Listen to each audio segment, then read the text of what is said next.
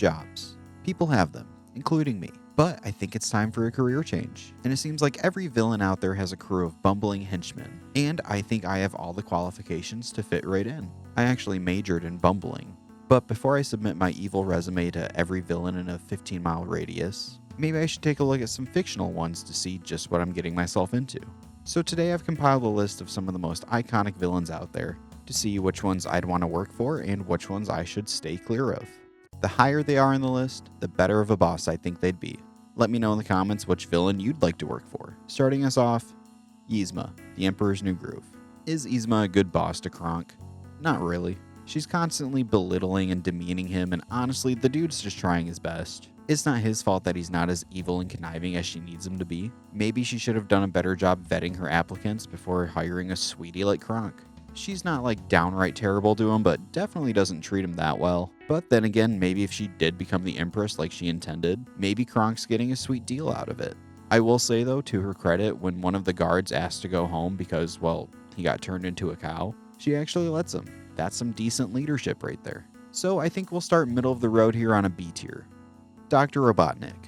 Now, if you're a fast blue hedgehog, Eggman's probably not going to be that nice to you. But if you're one of his many animal or robotic underlings, it might not be that bad. Dude is evil for sure, and even though he gets decently upset at his employees when missions fail, he's never like particularly cruel to them, and depending on the series or the game, sometimes he's actually friendly towards them. There's plenty of different versions out there, but I think they all kind of range from like easy to piss off to easy to please. But with basically every version, I feel like you might get scolded, but he's not going to turn you into spare parts or anything. So I think he sits on a B tier. Darth Vader. Darth Vader would suck as a boss. From force choking his admirals when they let him down, constantly threatening the lives of his underlings, and then even when it seems like he does like an employee, like with Starkiller in The Force Unleashed, he immediately betrays him once the higher-ups tell him to. No loyalty. Except, of course, when it comes to his own son, and that's just nepotism right there. There isn't really like a single upside to working for Vader. If you don't end up dying fighting the rebels, there's a good chance you catch this guy on a bad day and he ends up permanently firing you. From life. Definitely going on D tier. Cruella de Vil.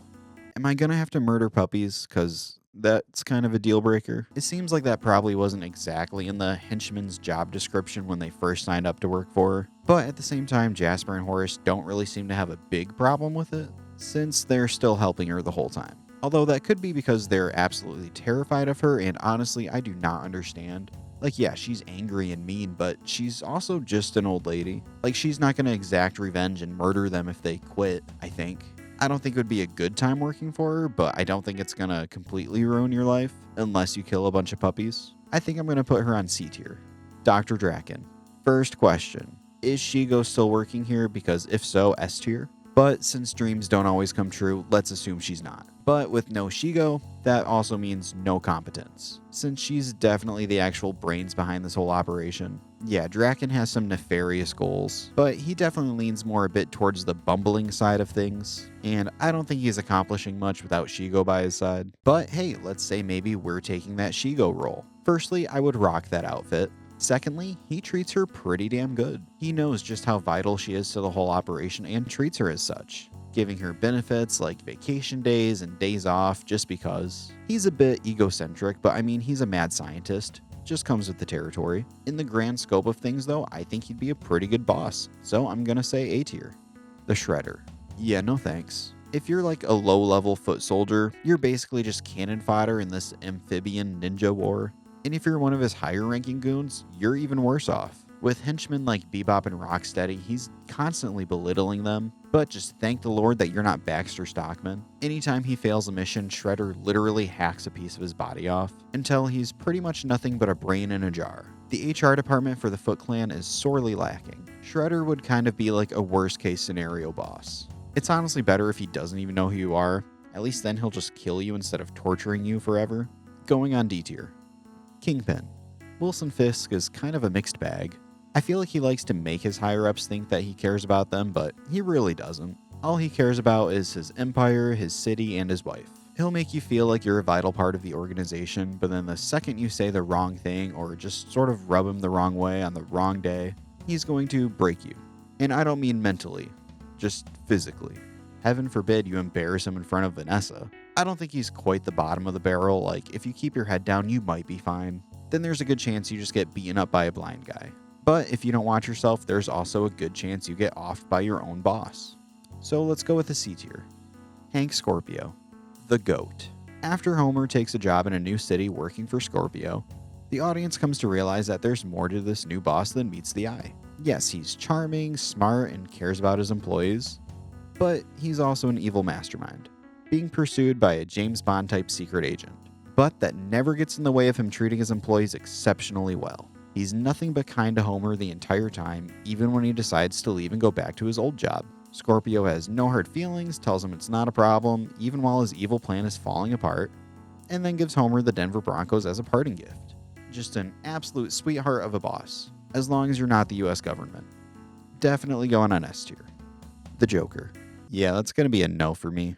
Not even taking into account that working for the Joker might get you beaten up by a billionaire with daddy issues. But the Joker himself is just way too unpredictable. There is no job security here. He could either have a bad day and murder you to cheer himself up, or he could be having a good day and murder you to keep the good times rolling. Honestly, you might be safer getting knocked out by Batman than just clocking into work. No doubts here, this is going on D tier. Bowser. I actually don't think working for Bowser would be too bad. Sure, there's a chance your day is going to end up with you getting stomped on by a plumber, but honestly, that could happen to anybody at any time. That's always a possibility, regardless of your job. And while I don't think Bowser is actively advocating for his employees' well-being or anything, for the most part, he's pretty decent towards his armies of various creatures. Sure, he might get a little rowdy when plans don't go the way that he wants, but he seems to be pretty loyal to his troops for the most part. I think I'm going to go with a B tier. Giovanni. Now, when you first see his interactions with Jesse and James throughout the show, he seems like he can be kind of a dick. But honestly, can you blame him? These two and their talking Pokemon are constantly just messing everything up that they touch, being blasted off again on a daily basis. I would get annoyed too. Look at any other faction of Team Rocket though, and it doesn't really seem to be the same here. Most of the time, they're nothing but loyal and supportive of their leader. Like, for the most part, Team Rocket seems like a decently run organization, and everyone tends to view Giovanni as a brilliant leader. And even though Jesse and James are constantly messing up their missions, he's still giving them shot after shot, time and time again. I honestly respect it. I'd send in my resume. Let's go A tier. Hades. I mean, he is the lord of the underworld, so I'm not expecting like the most positive work experience. Sure, Pain and Panic are usually messing things up and don't get the job done, and he can't kill them since they're already dead, but that doesn't stop him from making their eternal damnation pretty unenjoyable. From berating them to using his powers to make them fear him as their leader. And honestly, most of the time, this guy feels more like your run-of-the-mill average dickhead boss. Like, I could pinpoint at least 2 bosses I've had in my life that just remind me of Hades. So let's just say, those weren't the best jobs of my life. I think I'd put him on a C tier. Captain Hook. Now, pirates might come off as like brutish and conniving, but they do usually tend to follow some pretty strict codes, which might be nice in a workplace. But Hook, on the other hand, well, other Hook, isn't really that great of a pirate. So stands to reason, maybe not that great of a captain either. He'll throw his crew members overboard for annoying him or singing off key. So you know there's gotta be some high turnover here, which isn't great. And he's always just berating his crew. And it's like, dude, what are you doing here besides yelling at all the other pirates and getting your butt kicked by a 12-year-old who can fly? Come on now. C tier. Megamind. Now, granted, in the movie he only has really one underling, the aptly named Minion, but man does he treat Minion good. Even when he's trying to be more evil, he tends to treat him more as like a partner than an underling. And then when he's trying to be a hero, he shows just how much he cares for Minion as a friend. And it's mutual to the point where Minion ends up trying to sacrifice himself for him. I don't see any of the Joker's henchmen doing the same, at least voluntarily. It might not be the best paying job, but it might be the most heartwarming. I think working with Megamind would be more than fulfilling enough to take it on as a full-time job. So I'm going S tier. Lex Luthor. Now, on the other hand, working for Lex might be the most cushiest job. A lot of these villains are just sort of doing it for the love of the game, but Lex, on the other hand, is a billionaire. So you've got to imagine if you're working under him, you're at least making like a livable wage. Hopefully. Sure, he can be a bit of a dickhead, but I don't see him offing his crew just because. And you probably get a dental plan. I I do think once you start ranking higher, there's probably more of a chance that you're going to piss him off and he's going to like ruin your life or put you in jail for his crimes. But if you're staying on the low level side of things, I feel like it's going to be a pretty cushy gig. I think this is a solid A tier. Cobra Commander.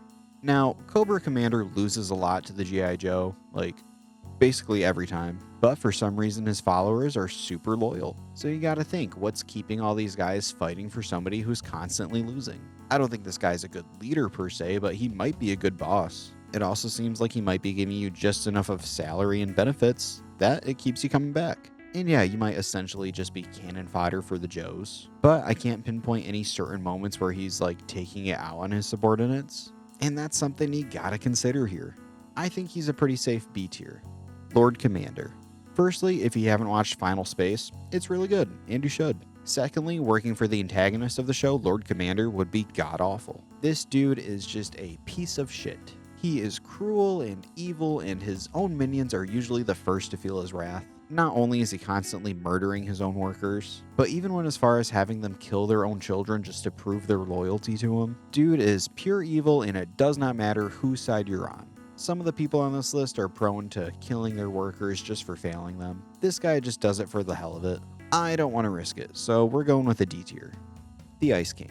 I don't think working for the Ice King would be that bad. Like, yeah, dude is super weird, but he's not like sadistic or anything. And honestly, I think he treats his penguin followers pretty well. It does cross a few borders at times, but I've done worse for less. I feel like it would be a pretty chill, because ice. I think it'd be a pretty chill gig. You know, just kidnapping princesses, fighting a boy and his dog, and then just hanging out in an ice castle. I'd probably go with an A tier. Gru. Let's see. Would I want to work in an environment where I'm not just cannon fodder? One where I'm not only respected, but actually treated as like a member of the family? One that's not only fun, but also deeply rewarding? With a leader who not only basically succeeds at his own evil work, but then changes course and makes the world a better place? All while giving me the dignity and respect that I deserve as an employee? But boy, I will drop my current job at a moment's notice to work for Gru. Not only are the minions treated super well, but they seem to be having a fun time basically all the time. Not to mention how well Gru just genuinely treats them. Even back when he was evil, he was still just letting them be their own silly little yellow selves. And that's all I can really ask for. Gru is an S tier boss. And there you have it, my list of the best villains to work for. Well, I'm going to start sending in some resumes, so fingers crossed I get the gig. Well, one of the good ones, hopefully. Until then, let me know which villain you'd most like to work for, or if I missed any that you think should have been on the list. Like and subscribe, and if I do end up getting one of these evil jobs, I'll try my best to get my boss to take it easy on you. Thanks for watching. Banana, Baboy, and the rest.